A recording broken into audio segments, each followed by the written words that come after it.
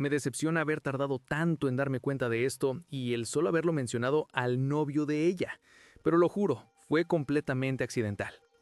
En esencia, cuando tenía 13 años, mi hermano mayor Max tenía 17 y mi hermana mayor Helen 15, jugábamos mucho al deporte y participábamos en muchos clubes.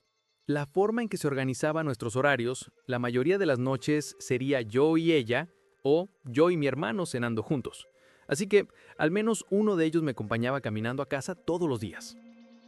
Los estudiantes de secundaria tenían horarios largos de práctica, lo que significaba que a menudo cenaban en la escuela antes de entrenar, mientras que el otro hermano y yo cenábamos juntos. Mis padres viajaban muchísimo y a menudo trabajaban hasta tarde, así que pedíamos mucha pizza.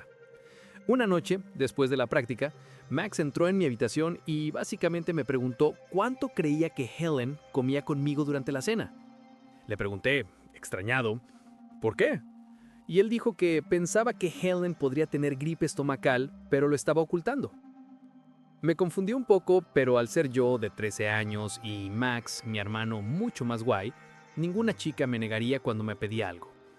Recuerdo vagamente haberle dicho que en 3 de 3 cenas a domicilio que tuvimos esa semana, Helen apenas había comido un par de bocados y tirado el resto. De repente, al día siguiente, ambos padres estaban en casa y tuvieron una discusión familiar, de la que me enviaron a casa de un amigo. Definitivamente se trataba de una intervención. Después de eso, dejamos de cenar solo Helen y yo. O venía con nosotros un padre o Max. Yo no noté nada más, pero estoy seguro de que solo lo estaban escondiendo. Recuerdo claramente una noche en la que solo estábamos Helen, Max y yo, y discutí con ella sobre qué restaurante pedir.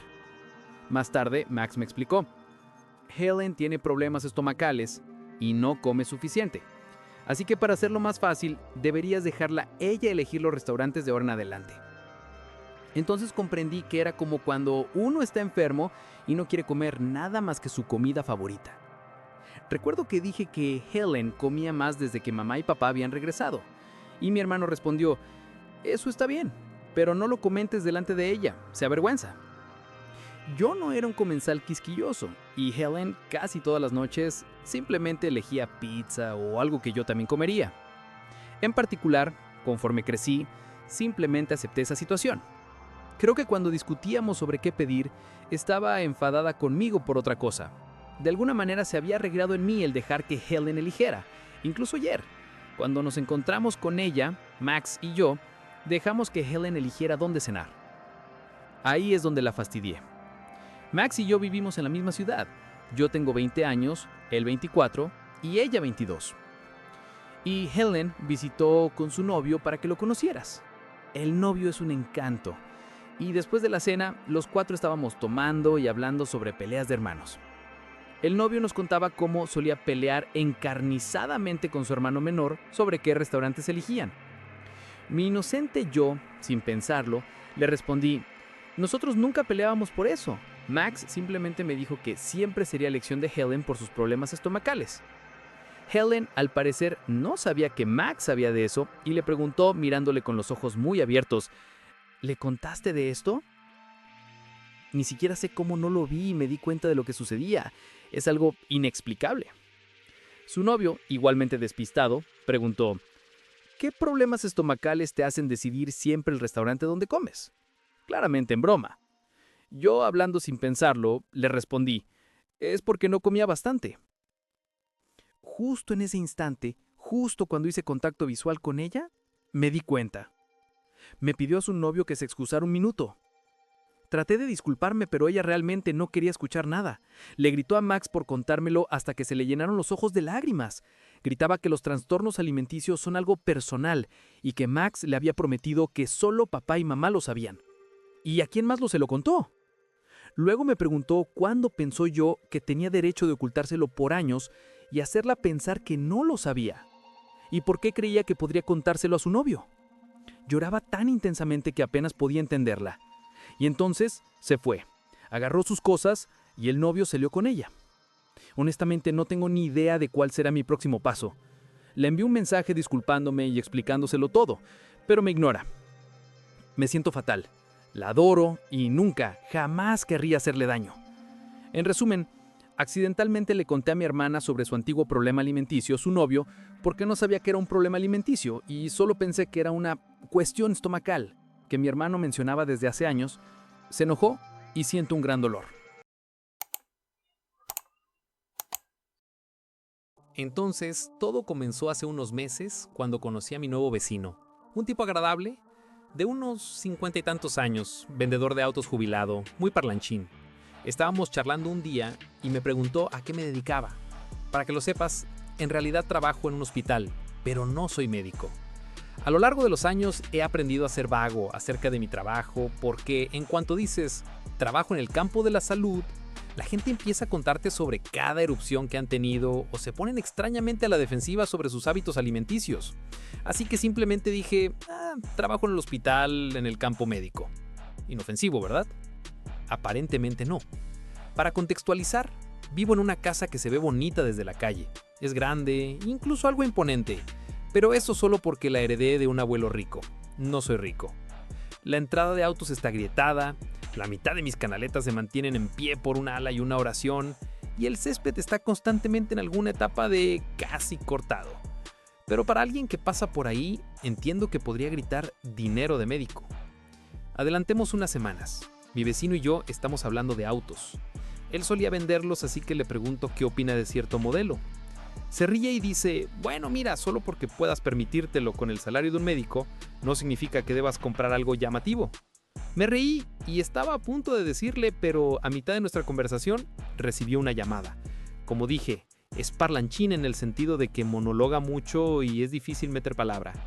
Más tarde le dije a mi esposa que creo que el vecino piensa que soy médico y no tuve la oportunidad de corregirlo y ambos nos reímos un poco por eso. Pensamos que era gracioso y decidimos dejarlo así. Chiste interno. No hay mal que por bien no venga. Además, sé que él habla con muchos de los otros vecinos que saben que no soy médico y supuse que eventualmente escucharía por la vida de vecinos que no lo soy, así que no hay problema. Un poco más tarde me llama una noche. Dice que otro vecino se cayó y se golpeó la cabeza y me pregunta si debería ir al médico. Estoy pensando que esto es solo un control de vecino normal, así que digo algo como, quiero decir, sí, probablemente debería hacerse revisar por si acaso es una conmoción cerebral. No me di cuenta en ese momento, pero aparentemente eso confirmó en su mente que el doctor Bigman Beats estaba haciendo una visita a domicilio por teléfono. A partir de ahí, se intensificó. Lentamente al principio. Oye, Bigman Beats, ¿crees que esto se ve mal? Con foto adjunta. ¿Me puedes recetar X? ¿Cuál es la mejor cosa de venta libre para la acidez estomacal? Cada vez sortearía el tema diciendo, lo siento, no puedo ayudarte con eso, o no estoy seguro, deberías hacer que tu médico le eche un vistazo. Lo diría de la manera más neutral e imparcial posible, pensando que eventualmente entendería.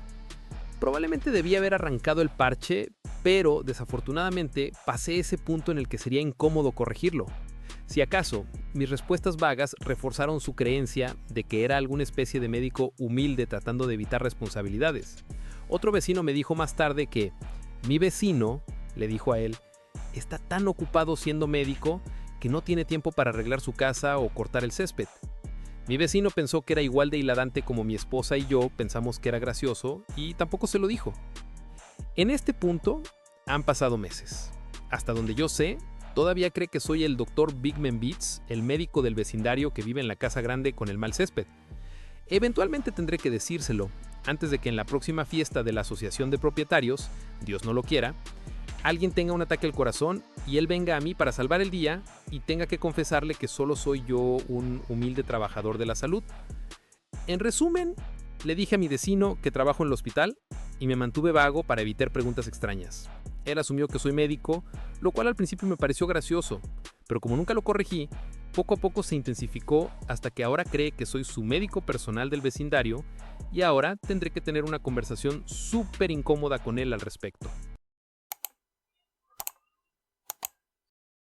A la edad de 22 años, me encontré consumido por una infancia tumultuosa, marcada por el reinado tiránico de mi padre. Había regresado de su retiro militar cuando yo tenía apenas 6 años, transformando nuestra casa en un verdadero campo de entrenamiento. Su presencia era sofocante, sus reglas absolutas. Vivíamos bajo el pulgar de un rey autoproclamado, donde el mero indicio de disidencia era rápidamente silenciado. «No pones comida en la mesa, ¿verdad?», solía decir con desdén. Sus palabras un recordatorio venenoso de nuestra impotencia. Las consecuencias del desafío eran severas, como aprendí a través de la distorsionada realidad de los programas de televisión. En nuestro hogar, el castigo no era el confinamiento, sino un brutal cóctel de abuso físico y verbal. Mi madre también era una víctima, atrapada en un ciclo de manipulación, convenciéndonos de que la vida podría ser mucho peor sin él. Mis hermanos, sintiendo el peligro, se refugiaron en un caparazón de silencio, sus propias historias de trauma escondidas detrás de una fachada de obediencia. Como el mayor, albergaba un profundo resentimiento, tragándome la amarga píldora de la opresión que lentamente erosionaba mi autoimagen y empañaba mis interacciones con el sexo opuesto. A pesar de los intentos de mi padre de impedir mi escape, logré liberarme, dejando el Estado para perseguir una educación universitaria. Esos sagrados pasillos se convirtieron en mi santuario, un lugar donde finalmente podía respirar sin la presencia sofocante de mi verdugo. A través de la guía de un consejero, comencé el arduo proceso de desempacar el equipaje emocional que me había pesado durante tanto tiempo. Descubrí que encogerse ante una voz elevada no era una reacción normal, un crudo recordatorio del abuso que había impregnado mi ser. Al regresar a casa para una visita de fin de semana, los recuerdos de mi infancia volvieron a inundarme. Mientras mi hermana menor, de apenas 16 años, se sentaba en el sofá de la sala de estar, estresada por un proyecto escolar, la voz condescendiente de mi padre atravesaba el aire. Exigía su presencia en la mesa del desayuno. Su regla ridícula de que cuando uno come, todos deben comer. Intenté ofrecerle una palabra de consuelo, una sugerencia de buscar una extensión de su maestro, pero la reacción explosiva de mi padre me silenció. «Cálmate», sisió, su tenedor golpeando contra la mesa. En ese momento, el trauma de mi infancia volvió apresuradamente, deshaciendo un meses de progreso en mi búsqueda de paz interior. Observé con incredulidad cómo mi familia continuaba comiendo. Su silencio un intento desesperado de evitar que la situación escalara. Era una táctica que conocía muy bien, un mecanismo de supervivencia nacido de necesidad. Darme cuenta de que mis hermanos menores ahora estaban sujetos al mismo abuso que me había perseguido encendió una ira en mi interior. Mientras miraba a mi padre, mis ojos llenos de lágrimas, me devolvió la mirada con un desprecio de «¿Qué diablos estás mirando?». Intenté alejarme, quitarme del ambiente tóxico, pero él me ordenó detenerme y sentarme de nuevo. Algo dentro de mí se rompió. 20 años de emociones reprimidas burbujeando en la superficie. En ese momento, supe que nunca quería volver a ver a este hombre. Se levantó de su asiento, su intención de golpearme clara. Toda una vida de ser silenciado, de decir que me callara, vino apresuradamente hacia adelante. Sin pensar, balanceé, mi puño conectando con su nariz. Se tambaleó hacia atrás, maldiciéndome para que me fuera y no volviera nunca, como si fuera un desconocido en su casa. Impulsado por el miedo y la adrenalina, huí a mi habitación, recogiendo mis pertenencias antes de huir de la escena de mi largamente esperada retribución. Aunque sabía que la violencia no era la respuesta, había sido mi reacción tardía a los años de abuso que había soportado a sus manos. Mientras me alejaba, la gravedad de mis acciones se hundía, y temblaba al pensar en las consecuencias que esperaban a mi familia después de mi estallido. En resumen, una vida de abuso en manos de mi estricto y tiránico padre había culminado en un único momento altercado físico, un intento desesperado para liberarme de las cadenas de mi pasado y encontrar la fuerza para sanar y seguir adelante. Era Halloween y acababa de recoger a mi hijo de la escuela. Mientras conducíamos por nuestro barrio, admirábamos las geniales decoraciones de Halloween en exhibición. El viento soplaba furiosamente y un bote de basura había sido lanzado a la calle. Me detuve y mi copiloto, mi hijo, y yo estuvimos de acuerdo en que sería un buen detalle devolver el bote de basura a la acera. Así que salí del auto y me acerqué al bote. La tapa estaba abierta, tirada en la calle, y empecé a empujarla hacia adelante para levantarla y llevarla a la acera. Esta era una tarea que había realizado muchas veces antes, y no tenía idea de lo que estaba a punto de suceder. Mientras levantaba el bote, pisé la tapa y mis pies se resbalaron debajo de mí. Caí de cara sobre el borde del bote. Me levanté, un poco tembloroso, y murmuré algunas palabras selectas hacia el bote antes de ponerlo de nuevo en su lugar. Lo siguiente que supe, tenía sangre en mis lentes y cuando toqué mi cabeza me di cuenta de que me había lastimado. Volví al auto y mi hijo y yo intercambiamos una mirada. Dije, bueno, eso fue estúpido, a lo que mi hijo estuvo de acuerdo y preguntó si íbamos al médico. Había enterrado mi cara en una sudadera extra para detener el sangrado, así que mi hijo probablemente no escuchó mi respuesta, pero dije que no. Llamé a mi esposo para informarle de mi situación y me dijo que dejara de salvar el mundo. Decidimos continuar nuestro viaje para ver las decoraciones de Halloween, aunque yo estaba más enfocado en mi cabeza sangrando y en conducir.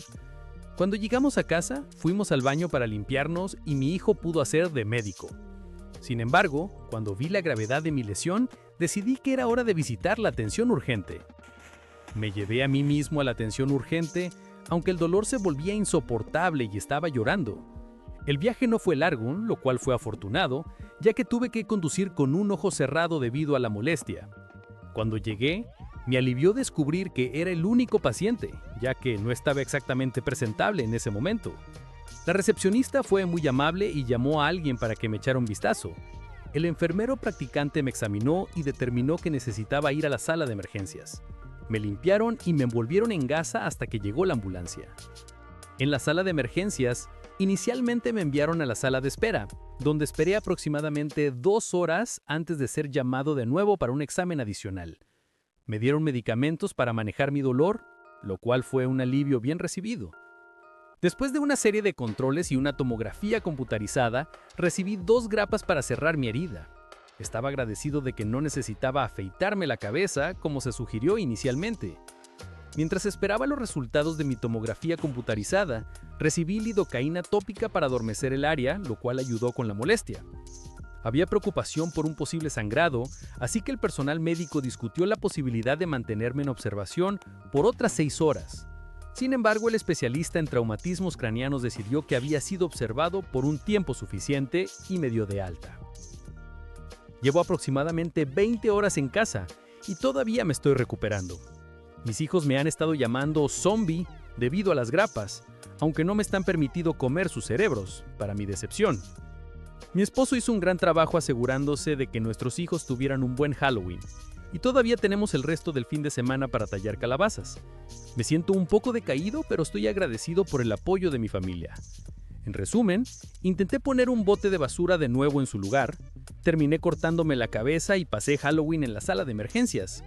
No se supone que use pantallas en este momento, pero espero que puedas reírte a mi costa. Sé que lo haré una vez que mis grapas dejen de doler.